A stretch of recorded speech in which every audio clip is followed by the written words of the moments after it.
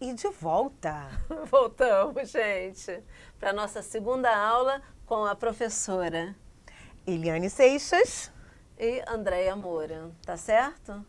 Esse exame a gente está dando continuidade ao primeiro, foi o último exame da UERJ, e lembrando que é a segunda vez que está sendo feito dessa forma, tá? Eles pegaram toda a matéria. Antigamente eles dividiam 60% e depois 40%, né? Entrava. Agora não, é tudo. Então vamos lá, Eliane. Vamos lá. As questões estão mais simples, vocês vão perceber, né? Então, assim, estão bastante simples. Nós vamos fazer essa questão agora, que ela diz assim: um dos pigmentos responsáveis pela cor verde nos vegetais é a clorofila, de fórmula molecular C55H72 O5N4Mg. Queria chamar atenção nesse momento para essa fórmula, onde vocês observam, ou podem observar que a segunda letra do elemento químico, ela aparece maiúscula, o que não é real. No elemento químico, a segunda letra é sempre minúscula. Bom, essa letra aparece dessa forma porque nós utilizamos esse PowerPoint para contextualizar dentro dessa brincadeira que a gente está fazendo desde da outra questão que resolvemos, falando de alquimia, química e bruxaria. Então, a fonte, ela apresenta para a gente somente letras maiúsculas. Bom, a questão fala assim: observa-se na composição dessa clorofila o metal denominado. Então, nessa fórmula aí, o exercício quer saber qual é o elemento que é representado, que é classificado como metal. O que a gente observa na tabela periódica? Na tabela periódica, a gente observa, por exemplo, vamos dar uma olhadinha na tabela periódica aqui. Dá uma passadinha aqui pra gente. Vamos mudar para outra para ficar mais espaçoso. Para ficar mais espaçoso.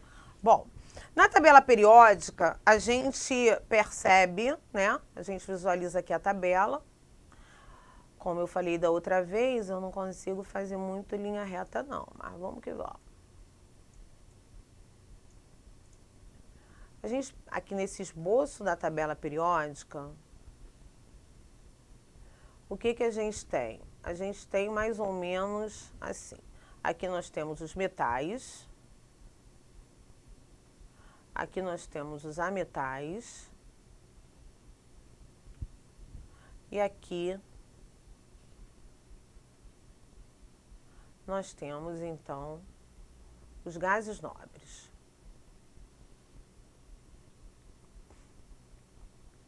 Bom, aqui dentro dos metais a gente tem o elemento atípico, que é o hidrogênio, né, que não se classifica nem como metal, nem como metal, né? A gente diz que é um elemento realmente atípico. Então, dos elementos químicos que aparecem na fórmula da clorofila, a gente tem o magnésio, que se encontra mais ou menos... olha, a gente tem aqui, ó.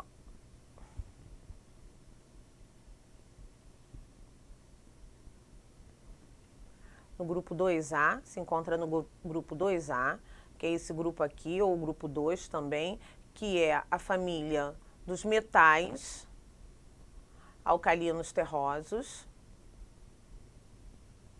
Vocês já perceberam aí a resposta da questão, né?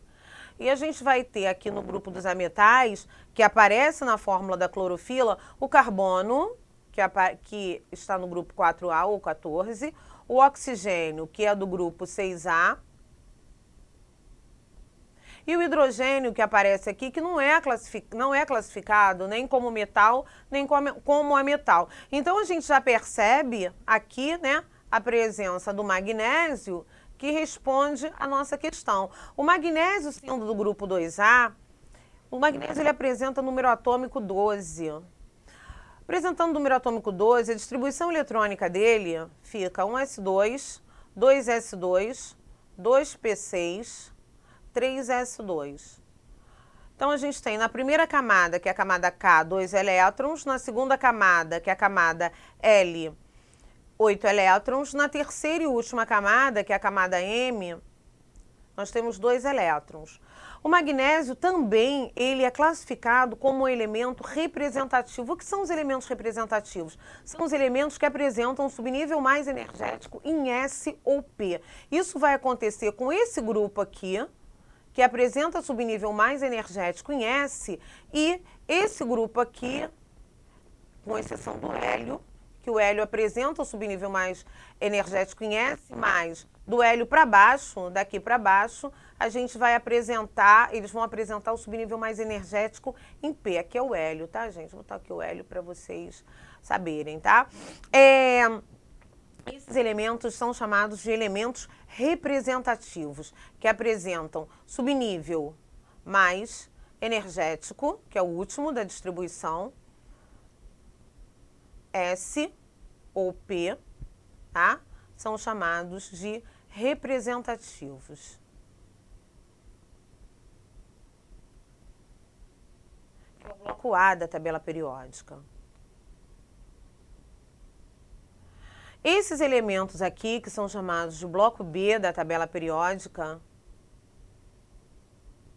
são os elementos de transição.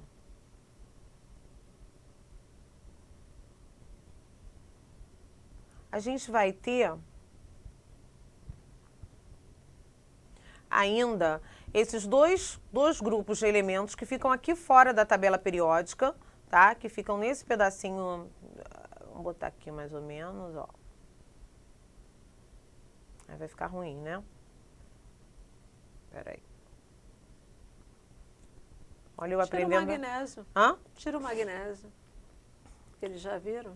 Pode apagar aqui, gente? Então, eu vou apagar aqui. Lá embaixo. Lá embaixo. Vou apagar tudo até embaixo.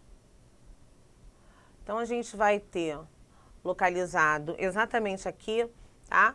Na sexta linha horizontal, sexta e sétima linhas horizontais, nesse pedaço aqui, tá?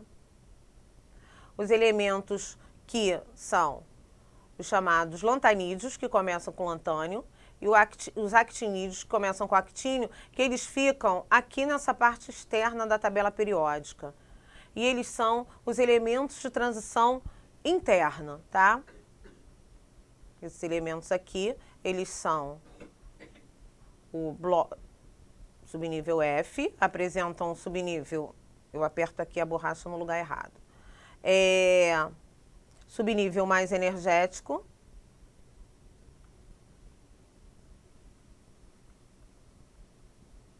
Sendo que depois a professora Andréia vai falar um pouquinho nas exceções lá do finalzinho. Vai falar, Andréia, disso? Pode falar.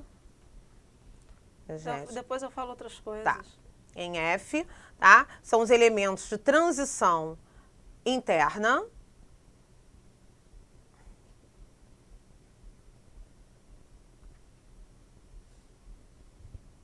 Eu tenho um pouquinho de dificuldade de escrever com a caneta aqui. A Andréia tem mais habilidade.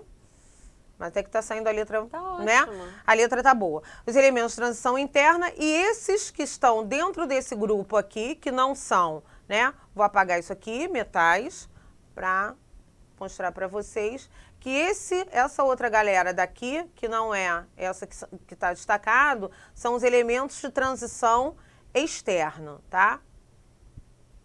São os elementos de transição externa.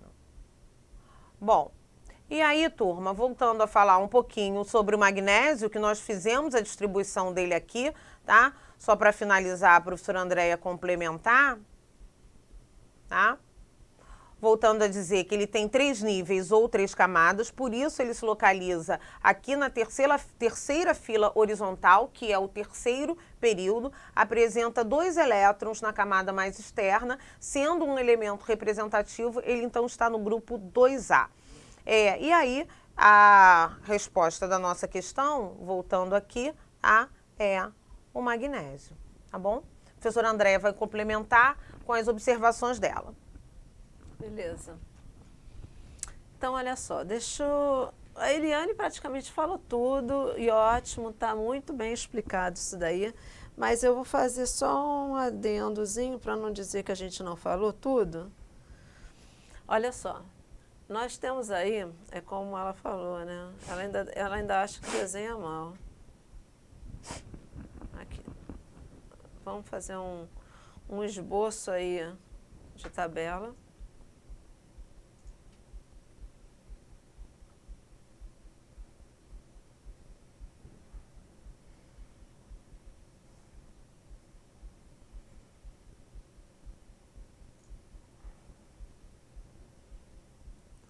Nossa, mas isso aqui está muito ruim, peraí. Então, vamos lá, gente.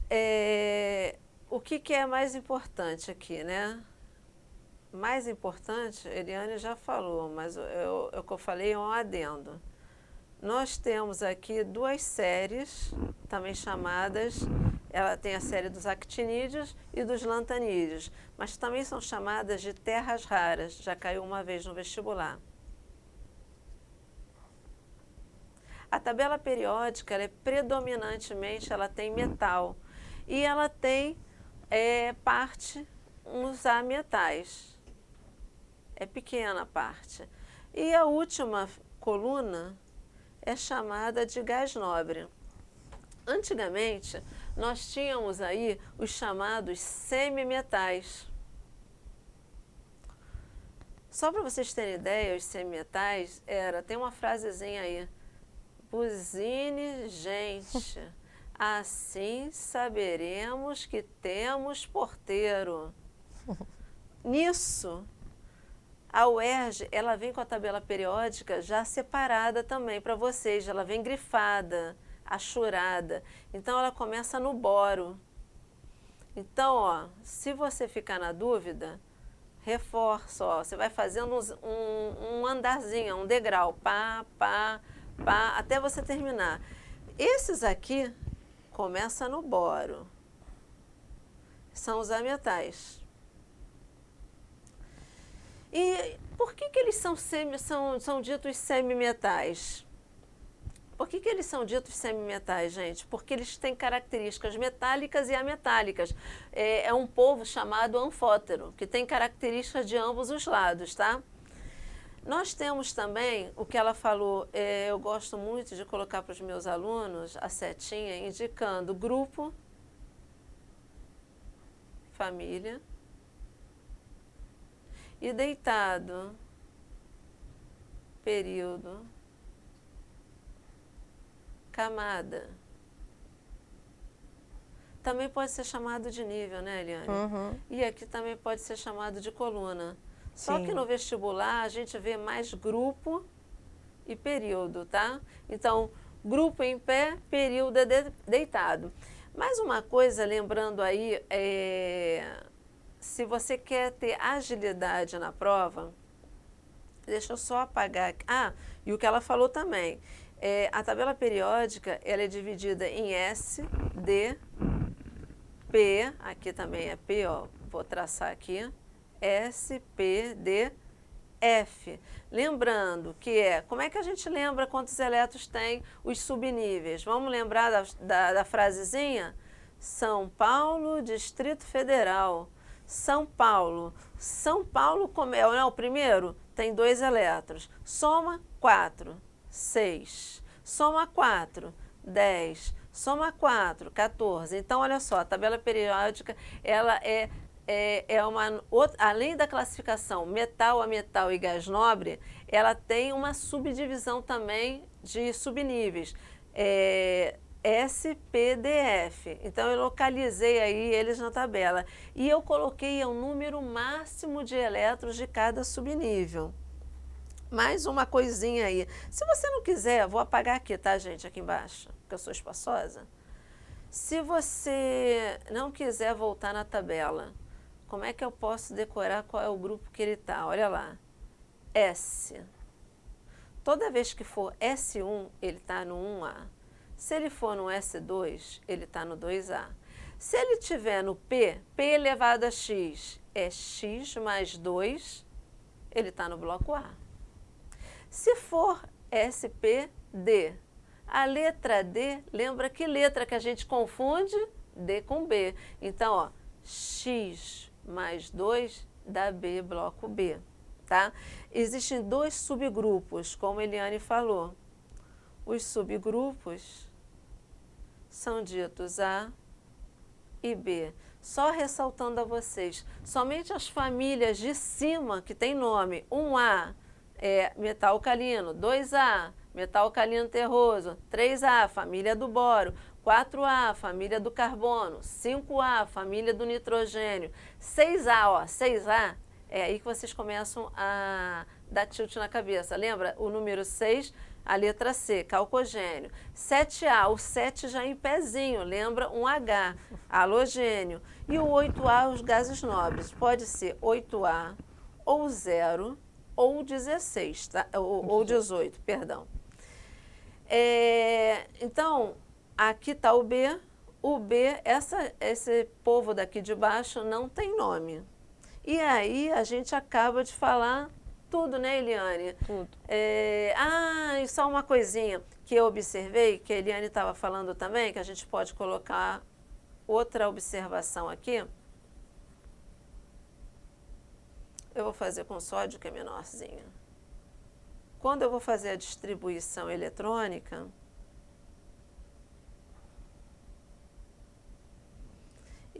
isso aqui também é chamado, ela falou subnível mais energético, mas também é chamado de camada valência, é a camada mais externa, camada valência. E essa camada valência aqui, por acaso, ela tem um elétron. Agora, toma cuidado que já aconteceu em outras provas de vestibular, sabe o quê? O ferro.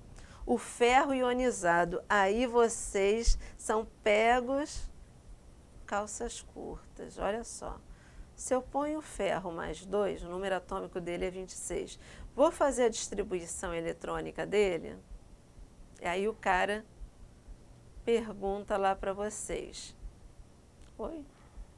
3P6, 4S2, 3D2. Aí o cara pergunta assim, qual o subnível mais energético? O subnível mais energético é esse aqui.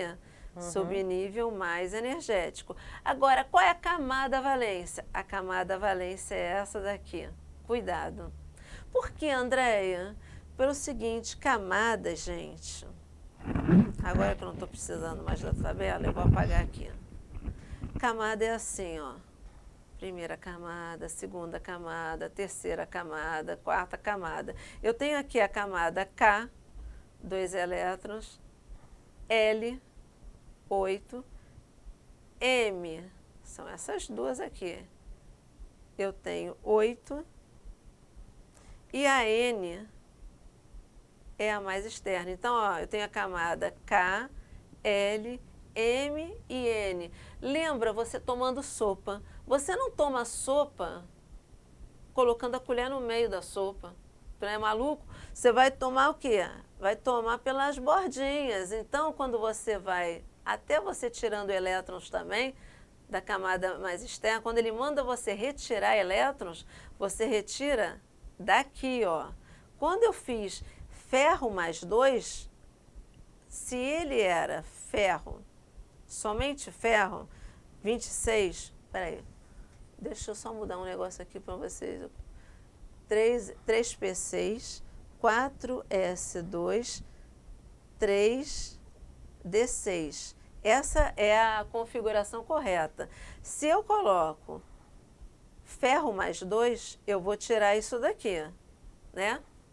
Eu tiro essa daqui quando eu tenho o quê? Uma perda de elétrons. Mas se ela não tivesse essa perda de elétrons, se fosse só o ferro, a camada valência seria essa, camada valência, e essa aqui, gente, seria o subnível mais energético. Eu estava fazendo como se fosse só o íon direto. Deixa eu beber um pouco d'água aqui, gente.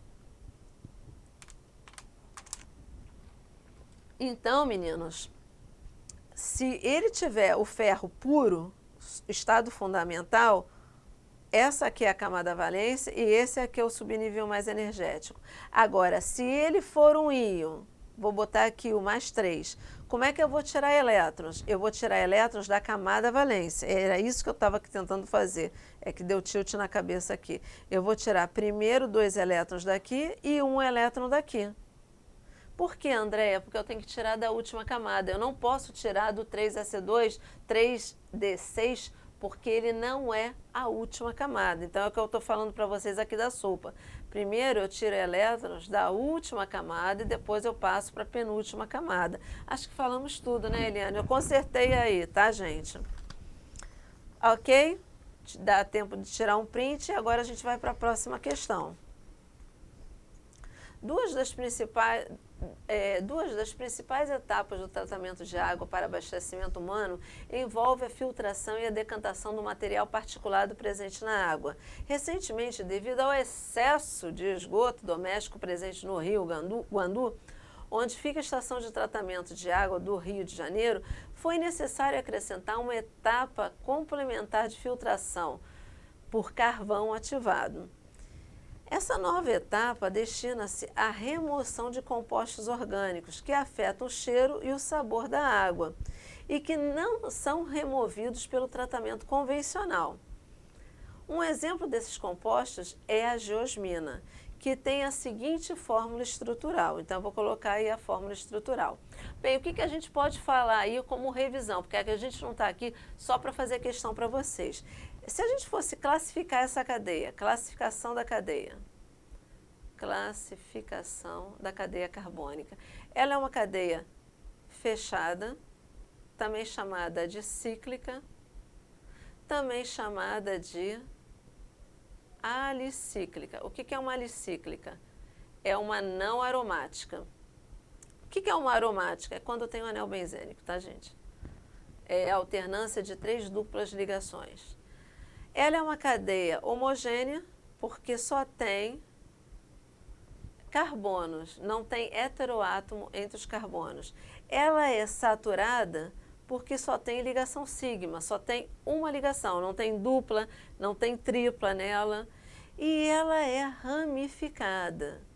Por que ela é ramificada? A ramificada ela é caracterizada quando tem pelo menos um carbono terciário ou um carbono quaternário. E se você for ver aqui, ó, 1, 2, 3, 4. Aqui já tem um carbono quaternário. E aqui, ó, tem um carbono terciário. Falou? Aqui a gente tem esse carbono aqui, eu tenho 1, 2, 3. A hidroxila não conta. Para ser carbono terciário, tem que estar ligado a 3 carbonos ao mesmo tempo. Então, esse aqui é terciário também, tá?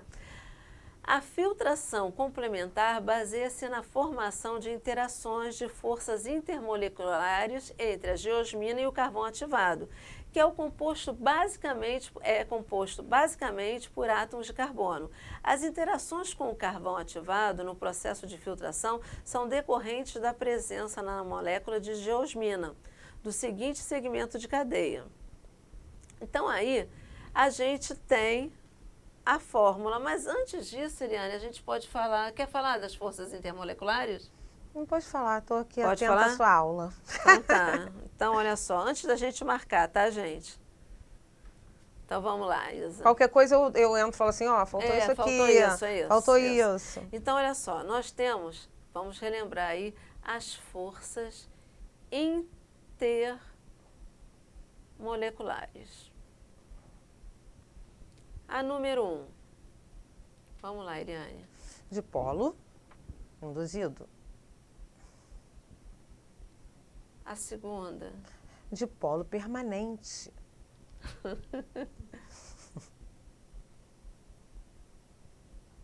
A terceira.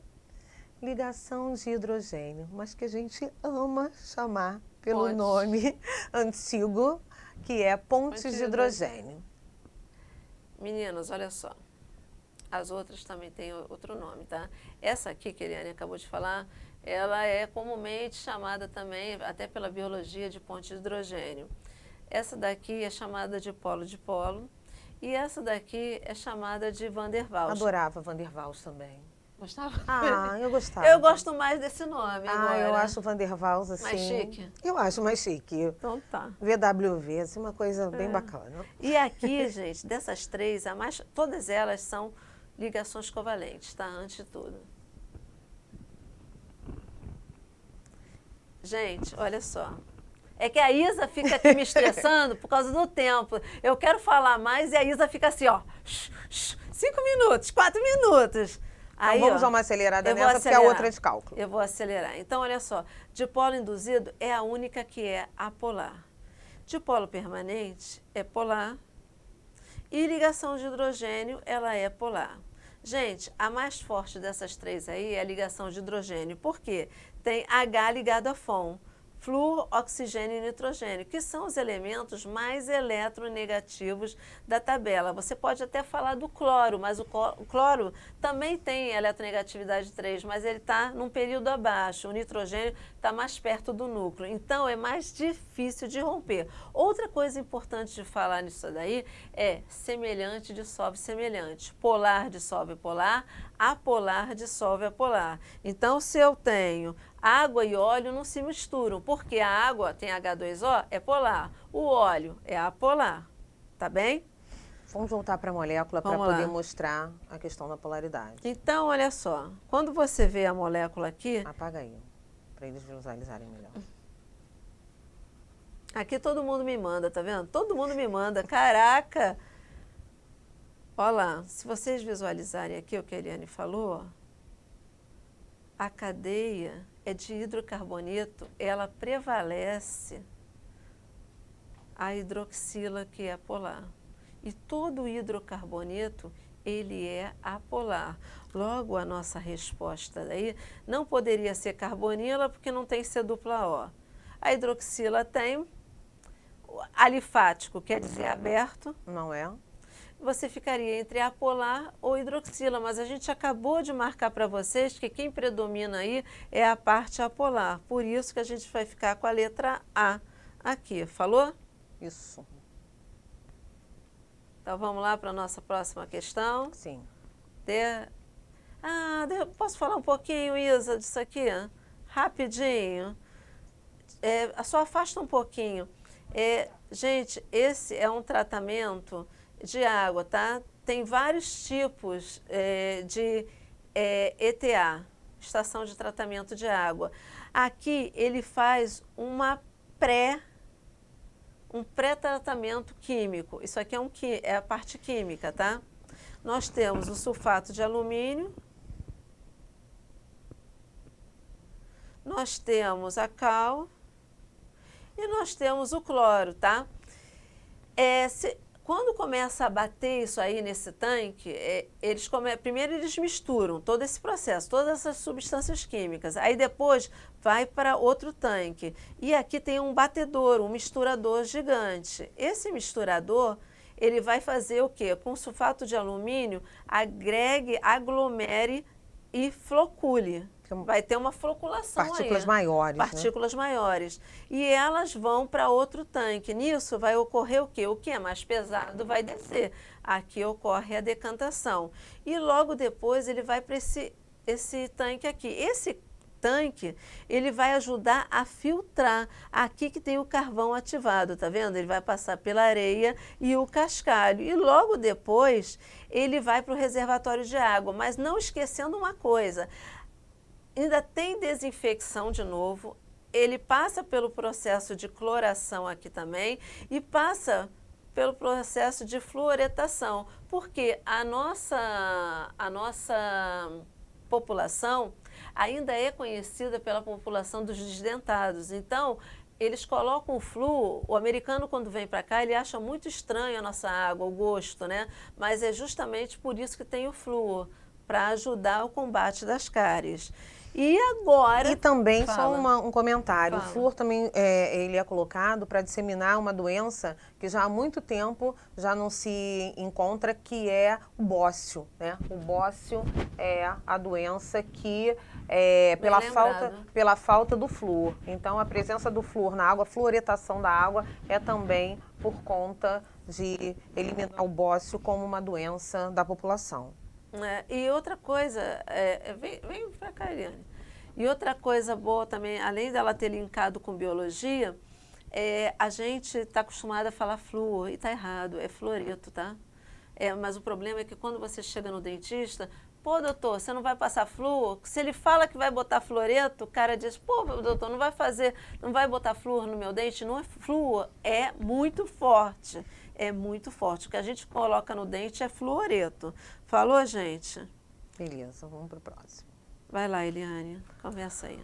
O ânion fenolato, empregado na produção de corantes, é formado na ionização do fenol em solução aquosa, como representado abaixo. Observem aqui a ionização, né? A gente tem o fenol aqui, tá? E aqui a ionização, a formação dos íons. Bom, aí ele fala assim: considere um processamento no qual houve a dissolução completa de 0,01 mol de fenol em água para formar 1 litro de solução a 20 graus Celsius. Nessa temperatura, a constante de acidez do fenol é igual a 10 a menos 10, atingindo o equilíbrio químico da ionização. A concentração de ânion fenolato em mol por litro na solução é aproximadamente igual a... Então, a gente vai, a partir daí, chegar à conclusão qual é a concentração do ânion fenolato em mol por litro nessa solução. Professora Andréia, começa a desenvolver que eu dou a sequência aqui para você, tá? Me dá a fórmula aí que eu também tenho que Tá, vamos lá. Aqui. Bom, a gente vai ter 0,01 mol... Coloca aí, Isa. 0,01 mol de fenol, tá? O volume é de 1 litro. Peraí, me dá os dados devagar, Eliane. Constante de ionização. A constante de ionização do ácido, 10 a menos 10. 10 a menos 10. Isso. Ok. Número de mols? 0,01 mol. 0,01 tá? mol. E a gente tem o fenol, você vai desenhar o fenol para mostrar que é um ácido fraco? Não, eu quero a reação. Fenol. Aqui, ó. A reação tá aqui. OH, dando fenolato. Isso. Mais o hidrogênio, que é retirado. Isso. Então, olha só, gente. Ioniza, né? O volume... 1 litro. O volume em 1 litro. Então, não vai mudar nada, né? Se a gente fizer a molaridade... Se a gente fizer a molaridade, número de mols por volume em litro, vai ser 0,01 por 1, vai ser 0,01 mol por litro. Então, já temos aí a molaridade. O número de mols é igual à concentração molar ou molaridade. Isso. Então, quando a gente vai montar o K, é a constante de equilíbrio. Você vai fazer produto sobre reagente. Eu falo para os meus alunos direita sobre esquerda. Porque se você for por aqui, aqui é o produto. Se você vier por aqui, lá é o produto.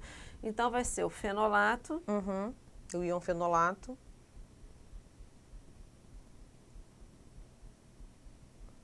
Vezes o hidrogênio, ou hidroxônio, né?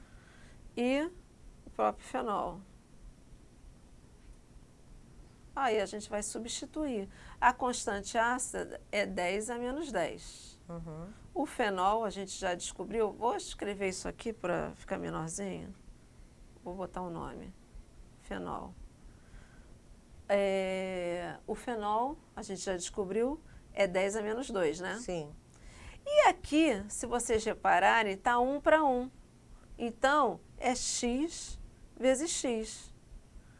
Então, 10 a menos 12, x ao quadrado. X é igual a raiz de 10 a menos 12. Ó, cortou aqui, x é igual a 10 a menos 6. Isa, posso falar mais um minuto? Um minuto? Com relação, gente, eu acho muito importante isso, Eliane. Chega mais para perto de mim, né? Le Chatelier.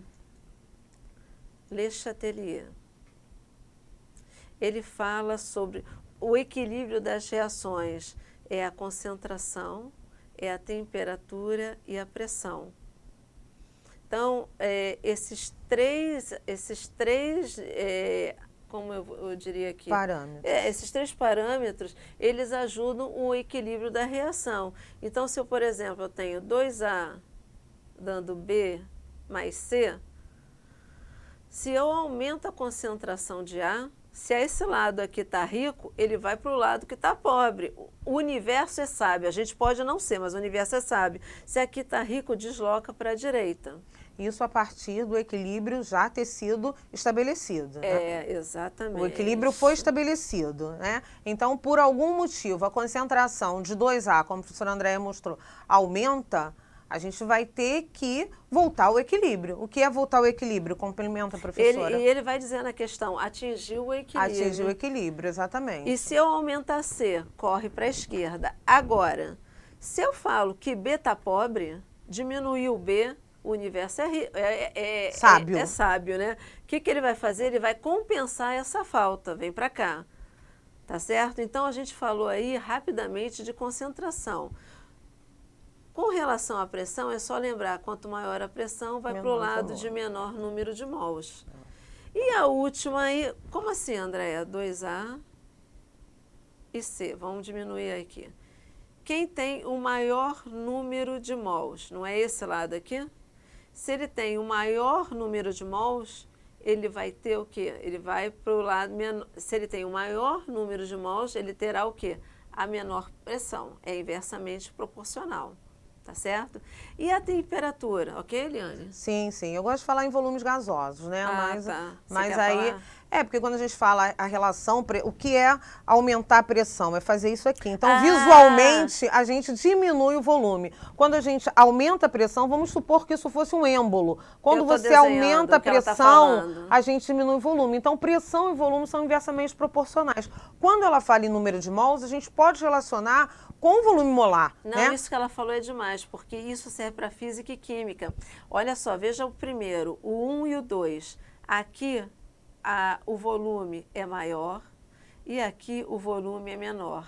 Aqui a pressão é menor e aqui a pressão é maior. Ou seja, são grandezas inversamente proporcionais. Isso é muito bom para física e para química. Vocês não precisam nem decorar. E o visual é muito fácil para você. O que é aumentar a pressão? É fazer isso aqui. E você visualiza que quando você aumenta a pressão, o volume ocupado por esse gás que está no recipiente, ele diminui. O volume diminui. Até porque os gases, eles apresentam espaços muito grandes entre as moléculas gasosas. Então, à medida que você aumenta a pressão, essas moléculas gasosas, elas vão se aproximando. Existe esse espaço. Se é um líquido ou um sólido, esse espaço não existe. Isso acontece porque isso é um gás. Um gás apresenta um espaço, as moléculas não têm muito pouca interação entre elas. Então, à medida que você aumenta a pressão, ela que está ocupando todo o volume do recipiente, porque um gás ocupa todo o volume do recipiente, ela vai se aproximando. Estão dispersos, né? Elas estão dispersas. Exatamente. Então, as moléculas vão se aproximando. Então, à medida que você aumenta a pressão, as moléculas se aproximam e esse volume diminui. E por isso que ela falou, esse número de mols... Me tira aqui, Isa, só para eles verem aqui, esse pedacinho aqui, que eu tô atrás. Aqui, ó, é o que ela quis dizer, ó. Andréia, número de mols para mim, eu gosto de falar de volume, tá? E com relação à temperatura, só para terminar, a temperatura, quando eu tenho A e B, e ele fala no ΔH menos, não, vou botar positivo, 10 kJ, sempre o que tiver escrito aqui, aí a gente fica assim. É a reação... É isso que você vai falar. A reação é positiva, ela é endotérmica. Sempre o que está escrito aqui é a reação direta ou direita, tá? E a inversa vai ser o contrário do que tiver escrito aqui. Pode colocar a gente, Isa, a gente vai se despedir deles aí, dizendo a vocês... A química moderna nos convida à transformação. Isa, corta aí só para o último slide aí. Aí, a química moderna nos convida à transformação, a experienciar novas formas de ver o mundo que a gente está vendo hoje em dia. Exatamente. Né? Domingo, você escreverá o seu futuro. Boa sorte e boa prova. Então, olha, gente, gratidão mais uma vez pela aula. Eu fiquei muito feliz em fazer essa aula com a Eliane. Agradeço também. Eliane, toca aqui. Quer falar alguma coisa para eles? Quero dizer também que, assim como a professora Andréia, também fiquei muito feliz em fazer essa aula. Adorei a gente entrar aqui daquela maneira e mostrar para vocês que a química é uma ciência leve. Embora vocês tenham, antes mesmo de conhecer a química, tenham um preconceito, um conceito pré-concebido em relação à disciplina, mas não é assim. A química se linka com tudo que acontece no universo, absolutamente tudo. E vocês percebem também que com todas as outras disciplinas. Então, turma, boa sorte, boa prova. A sorte é muito importante, o conteúdo é essencial. Agora a sorte, carreguem com vocês. Ó, beijo, tá? Tchau pra vocês. Tchau, tchau.